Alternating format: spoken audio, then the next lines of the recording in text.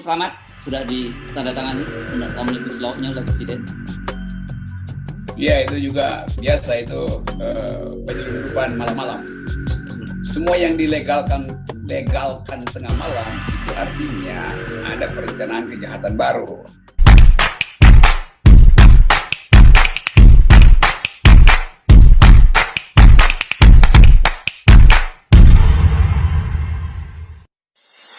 Kembali berjumpa dengan saya, Hersbun Arif, dan saya kira ini hari pertama kita bersama dengan Omnibus Law Cipta Kerja. Nah, bagaimana dampak dari pemberlakuan ini? Saya akan ajak Anda ngobrol dengan Bung Rocky Gerung. Bung Rocky Gerung, selamat sudah ditandatangani Omnibus Law-nya oleh Presiden. Iya, itu juga biasa itu penyelundupan malam-malam. Malam juga, malam ini kalau saya lihat beritanya ya, kelihatannya media-media memberitakannya hampir tengah malam semua ini. Saya nggak tahu persisnya, tapi ya semua yang dilegalkan tengah malam itu artinya ada perencanaan kejahatan baru. Karena nggak ada saksi matahari dalam keadaan samar-samar. Jadi kesamar-samaran itu yang kemudian terlihat lagi oleh pers setelah pagi hari, ternyata bolong undang-undang itu. Ada pasal yang diselundupkan, ada pasal yang sebetulnya tidak memerlukan keterangan baru, tapi diberi keterangan baru. Kan itu hebohnya sekarang adalah pasal-pasal itu. Nah, kan selalu identik kenapa malam dan kegelapan itu dengan kejahatan gitu ya.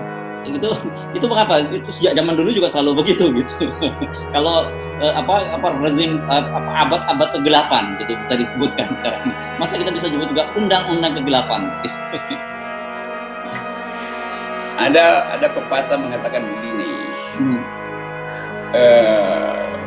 bila akal tidur, maka monster akan bangun. Jadi pemerintah pakai wisdom itu, mumpung akal-akal pers lagi tidur malam hari, maka mari kita bangunkan monster. Dengan kata lain, kebaikan selalu menganggap malam hari orang tidak akan berbuat kejahatan karena orang tidur semua. Ternyata yang tidak tidur itu kekuasaan dalam upaya untuk merencanakan kejahatan. Itu wisdomnya begitu. Ya. Oke. Nah, tadinya gini, meskipun tidak terlalu mengejutkan, Presiden akhirnya menandatangani ini kan orang masih berharap gitu. Ada semacam wisdom dari Presiden Jokowi. Meskipun kita tahu itu kecil sekali harapan kita untuk melakukan itu. Bahwa tuntutan publik yang begitu luas sehingga Presiden katakanlah membatalkan atau membuat perpu lain penggantinya begitu. Tapi ternyata Presiden tetap memutuskan untuk jalan ini. Jadi Anda sendiri, kalau buat Anda sendiri nggak sama-sama seperti publik kan, nggak terlalu mengejutkan kan ini? Tidak mengejutkan karena dari awal kita tahu Presiden tidak mungkin membatalkan ini karena ini adalah ijon. Ya. Itu artinya dia harus penuhi. Bahkan ini adalah blank notes, blanko kosong yang disodorkan oleh oligarki. Jadi ya sudah, kita pasti sudah menduga itu. Buruh juga sudah menduga, mahasiswa menduga, intelektual, para profesor menduga. Maka protes pasti akan jalan terus. Kan ini artinya 1187 lembar kejahatan diselundupkan malam hari ke dalam lembar negara. Kan itu yang terjadi. Jadi kita mesti benar-benar mengerti bahwa ini adalah keinginan yang memang sudah didalilkan sejak Presiden Jokowi mencalonkan diri untuk dua kalinya. Ini sebetulnya intinya tuh. Jadi kalau dia dibatalkan, maka akan bongkar transaksi ijon antara oligarki, antara partai-partai politik dengan Presiden Jokowi. Presiden akhirnya jadi tawanan dari kepentingan yang lebih luas. Mungkin ada dalam skala global, segala macam. Itu pasti bisa dibongkar nanti. Karena jejak kejahatannya terlihat. Pasal 5 hendak diatur oleh pasal 6, padahal pasal 5 nggak ada isinya tuh. Jadi pasal 6 mengatur pasal yang kosong kan. Itu jejak kejahatan kan ada di situ. Jadi orang bertanya-tanya, apa nanti kalau direvisi akan disisipkan 2-3 ayat di pasal 5 untuk membackup kembali hal yang pernah dihilangkan. Itu segala macam hal bisa ditafsirkan. Ya, kalau kita melihat pengesahan undang-undang Omnibus Law ini, kemudian kita juga ketika melihat pengesahan undang-undang COVID yang kita sebut begitu ya, undang-undang ekonomi, perbaikan ekonomi kita, undang-undang COVID, terus kemudian sekarang ini, pemerintah ini sangat perkasa sekali, apapun yang dimaui oleh pemerintah itu bisa terlaksana. Dan berarti kita sebenarnya harus siap-siap, bahkan akan muncul undang-undang baru lagi yang seperti ini yang saya kira semakin tidak berpihak pada rakyat.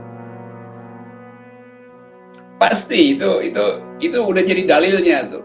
Karena seluruh peralatan pemerintah untuk mengembalikan ekonomi udah nggak ada. Seluruh rumus yang dia pakai udah tidak bekerja. Segala macam kebijakan hilang. Makanya momentum COVID ini ya dia manfaatkan COVID untuk merampok anggaran kan. Kan itu yang terjadi sebetulnya. Jadi pemerintah membiarkan rakyat mencari sistem imunnya sendiri, sementara anggaran untuk menghasilkan imunitas, yaitu bantuan sosial segala macam, diutak-atik anggarannya supaya bisa dipindahkan dalam bentuk proyek relaksasi segala macam, insentif ini, insentif macam-macam. Jadi dua undang-undang ini, undang-undang COVID, undang-undang nomor 2 tahun 20 dan undang-undang nomor 11 tahun 20 ini, yaitu Omnibus Law, itulah senjata pemerintah untuk merampok uang rakyat. Karena bebas dari audit eksternal, bebas dapat diskresi untuk tidak kena pidana segala macam.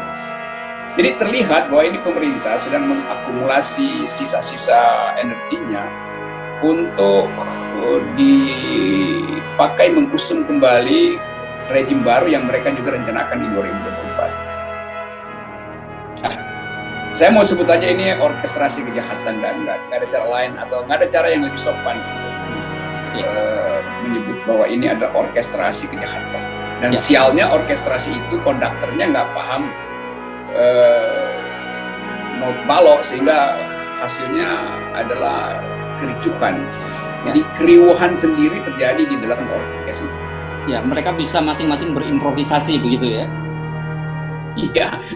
Padahal ya kalau dia main jazz ada improvisasi, dia pakai musik klasik pakai improvisasi, ya udah hancur lah orkesnya. Iya. Nah, tetapi satu hal yang saya kira perlu kita cermati dalam situasi sekarang ini, betapa lemahnya civil society dan betapa perkasanya penguasa gitu. Apapun yang diprotes, apapun maunya penguasa, civil society sama sekali tidak berdaya. Atau kalau mereka menunjukkan perlawanan juga diabaikan begitu saja. Ya, itu civil society yang ada di istana itu. Jadi senior dari Uceng, senior dari Asfinawati, senior dari Bivitri, senior dari Haris Asrar. Mereka lah yang sebetulnya membatalkan ide civil society. Padahal mereka justru yang dulu bertahun-tahun selama Orde Baru berupaya untuk memperkuat masyarakat sipil. Akhirnya mereka menjadi bagian dari kekuasaan. Jadi yang mati sebetulnya adalah para seniornya yang ada di istana sekarang. Yang juniornya malah makin tajam, makin bermutu. Jadi nggak ada yang mati selama Asfinawati masih mengucapkan kritik, selama Kontras masih berupaya untuk mengevaluasi demokrasi. Macam-macam keadaan baru sedang tumbuh justru. Itu yang kita sebut masyarakat sipil, justru nilainya itu diperjuangkan oleh bukan lagi mahasiswa, tapi anak-anak SMA dan STM. Mereka yang paham tentang apa yang namanya social disobedience. Kan tugas masyarakat sipil dalam keadaan demokrasi dia lakukan social disobedience. Kalau dalam keadaan kemampuan kita untuk mengorganisir kekuatan oposisi tidak dimungkinkan lagi karena oligarki menguasai legislatif maupun eksekutif, maka parlemen jalanan adalah jalan yang paling masuk akal. Tentu ada cara lain, pemerintah selalu sodorkan, ya pergilah ke Mahkamah Konstitusi. Mahkamah Konstitusi itu pilihan hukum, kita memilih pilihan politik, masyarakat sipil memilih pilihan politik. Itu yang saya kira unstoppable hari ini. Jadi pameran arogansi hari ini ada dua. Satu adalah ditumpuknya relawan itu di BUMN. Yang kedua adalah diselundupkannya undang-undang Omnibus ini di malam hari. Dan itu adalah perencanaan kejahatan yang tidak sempurna. Karena baru 8 jam dimasukkan lembar negara, publik kritis, pers kritis, para analis kritis langsung menemukan sesuatu yang betul-betul janggal. Nah, kejanggalan itu tanda bahwa ada kejahatan. Jadi situasinya sekarang ini menuju yang selalu Anda sebut social unrest ini sedang dalam progres gitu ya, Bung Rocky. Pasti social unrest nggak mungkin kita berpikir bahwa buruh akan berhenti, nggak mungkin kita berpikir bahwa BEM akan berhenti. Kan BEM selalu menumbuhkan eskalasi, demikian juga buruh. Lain kalau yang terjadi setelah demo besar-besaran 2 minggu kemarin atau sebulan ini, membuat presiden berpikir ulang untuk menunda undang-undang Omnibus Law, membuat Erick Thohir untuk berpikir ulang untuk tidak mengiyakan seluruh tekanan politik dari buzzer, influencer, dan relawan itu. Tapi yang terjadi justru diiyakan. Jadi secara hukum sosiologi, keadaan ini tidak bisa lagi dibalikkan menjadi normal. Jadi kita mesti hidup dalam ketidaknormalan politik seterusnya. Kan sebetulnya kalau saya pakai keterangan yang agak ketat di dalam penalaran, Presiden Jokowi sebetulnya udah lame duck, dia udah lemah sebetulnya. Jadi kritik pada presiden ya tidak bisa menambah apa-apa lagi karena dia sendiri udah lemah. Bukti bahwa dia lemah, dia tunduk pada tekanan pasar. Bukti dia lemah, dia tunduk pada tekanan oligarki. Jadi beliau sebagai presiden sebenarnya udah selesai.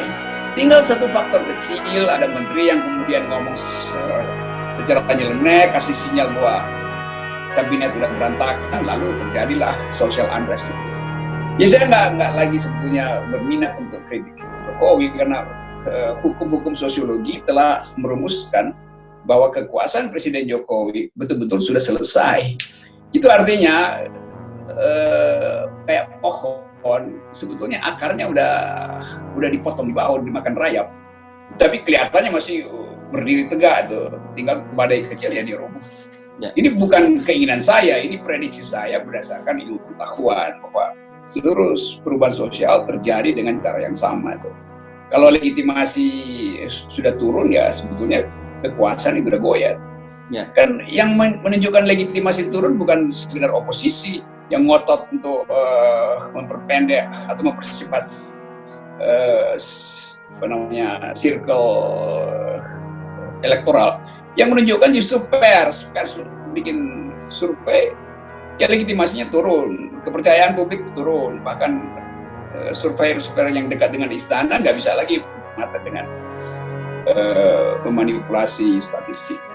Ya. Jadi secara metodologi sebetulnya kita harus tiba pada kesimpulan bahwa kekuasaan istana itu betul-betul sudah sangat rapuh. Nggak perlu lagi badai untuk mengembangkan pohon, cuma angin sepoi-sepoi kecil ya, atau ada satu ranting kering jatuh, ya udah tuh ambruk lah itu pohon itu.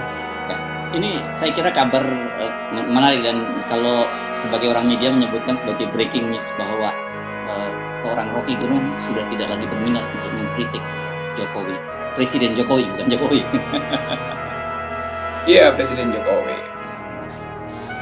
Karena udah selesai, periode kritik udah selesai, tinggal menunggu periode yang disebut decaying, pembusukan itu mengambil puncak di mana 2 minggu lagi atau 2 bulan lagi, ada prosesnya ada, tapi nggak mungkin lagi dibalikkan. Akar yang udah busuk itu nggak mungkin lagi diperban itu atau ditopang pakai perangkat-perangkat elektronik melalui buzzer. Buzzer nggak mungkin lagi berteriak-teriak membela presiden lalu tiba-tiba jadi subur lagi itu pohon kekuasaan, nggak bisa itu karena ini soal akar bukan soal cabang. Oke. Baik, terima kasih Bung Rocky Gerung. Sebelum Anda kehabisan kata-kata terhadap untuk Jokowi, kita mesti mengakhiri perbincangan kita kali ini. Bye. Kata-kata habis karena perubahan tidak lagi memerlukan kata-kata. Itu kata Rendra. Ya, mantap sekali. Oke, terima kasih. Ya, mantap.